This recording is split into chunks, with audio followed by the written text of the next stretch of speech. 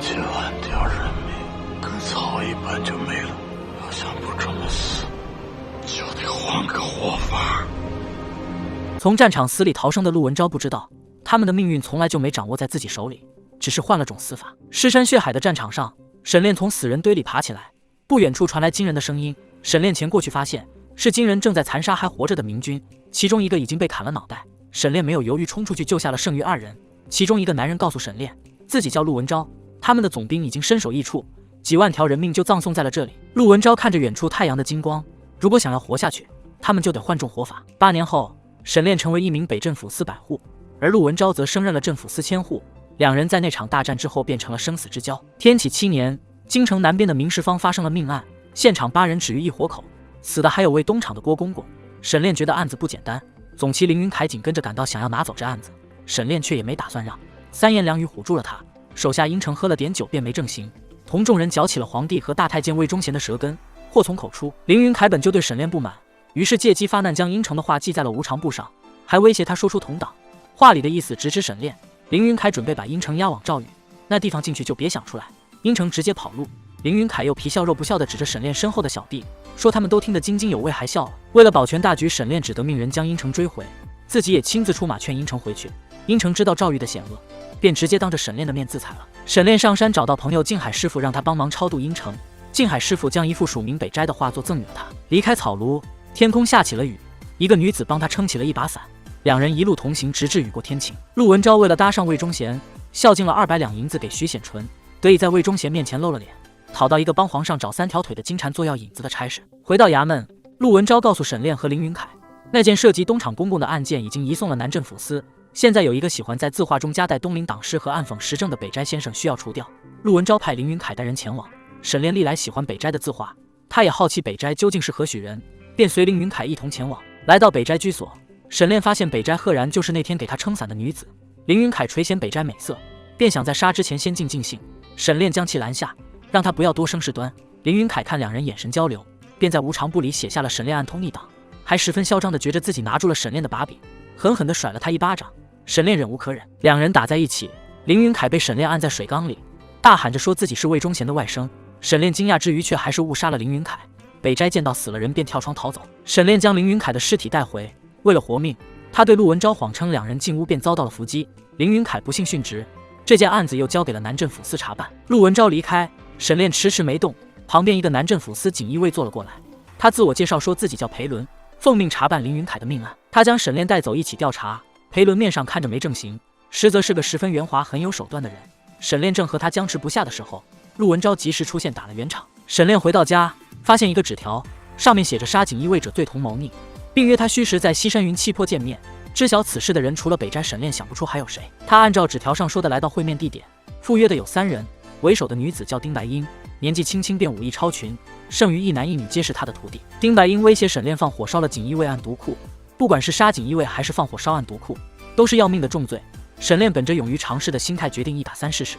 没想到丁白英一刀便砍断了他的绣春刀。沈炼答应放火烧暗毒库，要求是将北斋交给自己。沈炼按照和丁白英的约定来到暗毒库查探情况，却被告知东厂的人正在里面查关于造船的暗毒，任何人都不能进去。裴伦听说静海师傅收了很多北斋先生的话，还将这些话转赠他人，便来到永安寺查问有谁收过这些话。此时北斋正和丁白英在一起，丁白英转告他，明公很挂念他，显然两人早就认识，且北斋的身份大有来历。沈炼回到家，拿出了父亲的绣春刀，夜间便来到暗毒库准备纵火。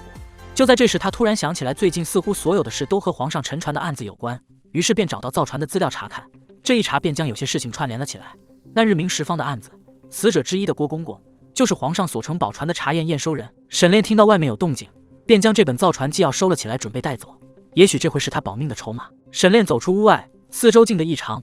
公公从暗处走出来，他不知使的是什么武器，锁链前挂着一个装了火星子的铜球，打得沈炼节节败退，只能放弃正面对抗，一头扎进暗毒库。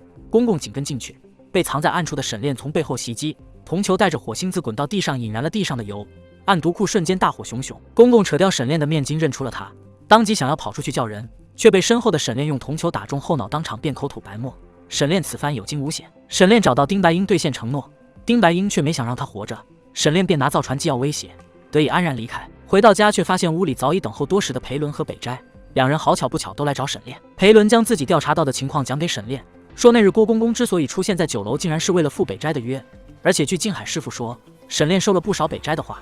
敲打一番的裴伦起身离开，沈炼追出去质问裴伦为什么总跟自己过不去。原来裴伦和殷城是至交好友，他以为殷城是被沈炼所杀，所以才处处针对他。裴伦是来探他的口风，北斋则是来找造船纪要的。沈炼将他绑在船上，想要问出事情的前因后果，但估计是被美色所惑。虽然他放了一通狠话，但是等北斋真掉到河里的时候，他又将人救起。两人不过只见了区2次，北斋还要杀了他，和第一部一样。沈炼是有些舔狗属性在身上的，许是觉得沈炼是个好人。被救起的北斋和他讲了自己的过去，小时候因为父亲做了首饰被指暗讽魏忠贤，全家上下便没了安生日子，自己也被流放到南方去做瘦马。幸得丁白英口中的民工相救，他便心甘情愿地为其所用。衙门的几个官正为暗毒库被纵火的事大动肝火，被沈炼打伤的公公如今也和死了没两样。察觉到公公有话说，陆文昭便凑近了细听。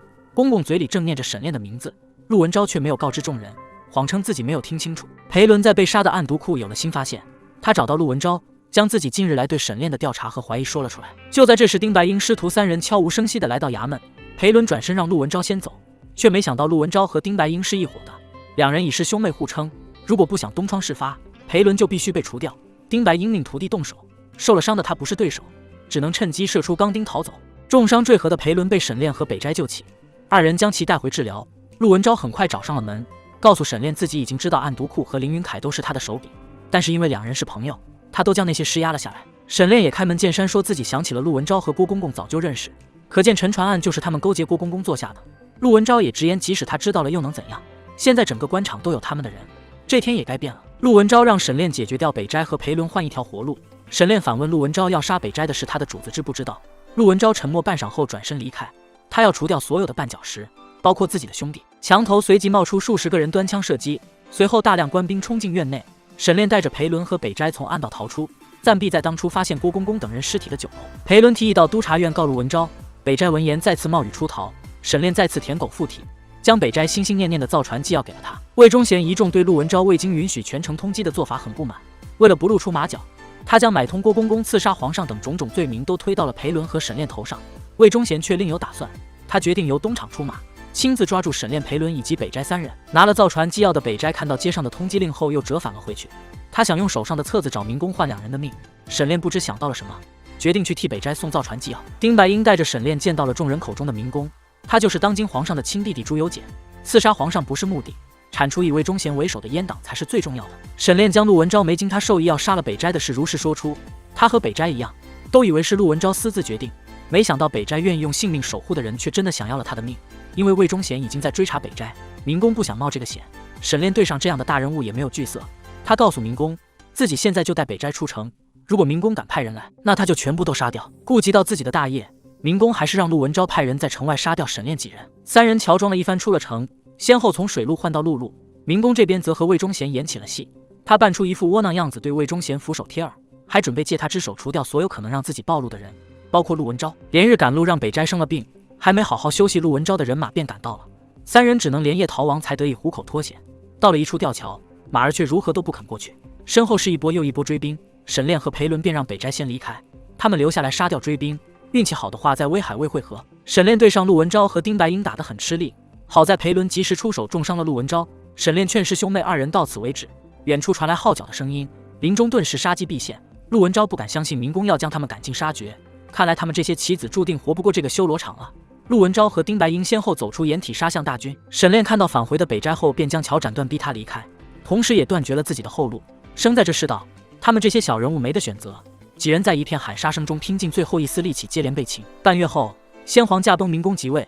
在秋后问斩的名册中，他划掉了沈炼的名字，并让他重新回到北镇抚司做一名总旗。这便是第一部故事的开头。影片中葛主演演技在线，故事情节紧凑，观众吐槽最多的应该就是女主的人设和她存在的意义。这段感情线也十分生硬，除去这一点，全片值得一看。